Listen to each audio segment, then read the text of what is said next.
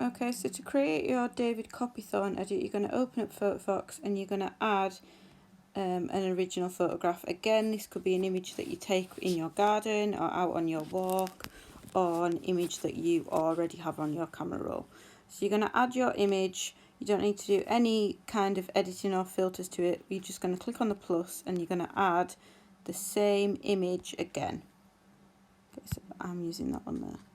Okay, and then this time you're going to shrink the image down so it's smaller, so you can see both layers, and you're going to click on the transform tool at the bottom. Okay, once we've clicked on that tool, that allows you to change the perspective of the image. So we're going to change that to start to create a 3D shape. Okay, so I'm going to pull the corners down, or I can pull them up. So let's try this way. So the trick is that we need to keep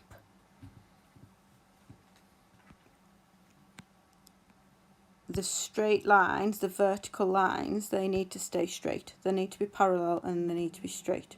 Okay, so we need to bear that in mind when we are creating our shape. So I'm going to go with something like that. Okay, the lines look pretty parallel, so I'm quite happy with that. So the next thing I'm going to do is I'm going to click on that layer that's selected and I'm going to click on duplicate. So that's going to make a copy of that layer. Okay. Using the same tool again, so using the transform, I'm going to click on transform and I'm going to flip that horizontally so it's going to mirror that image. Okay, so when I put those two together, you can see it's starting to create a 3D shape on my page. Okay, so all I'm trying to do now is to line those up so they look like they're in line and that they're joined together. Okay. So you can see if I sort of zoom in now, it's going to make it smaller. I don't want that to happen, so I can always click the back arrow. Okay, and I just want those to line up the best I can possibly get them. You might find that you need to do a little bit of transform again if you didn't have your lines totally parallel, but I'm happy with that.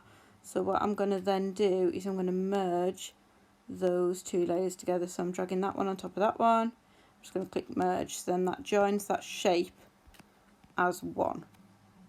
Okay, and once you've got that, depending how much you want to sort of do to it, you could just keep it so you've got a 3D shape on your page, so you could have it like that if you wanted to.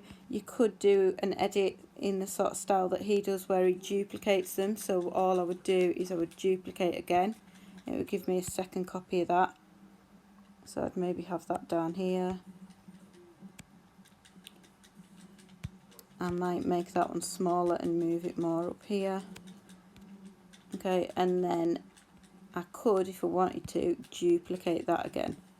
Okay, but if I wanted to do that, what I would have to do is merge some of my layers together first, because obviously we know we're only allowed 3 layers. So if I merge that, I could then duplicate again. But if I do duplicate, I'm going to obviously get 2 copies of that shape.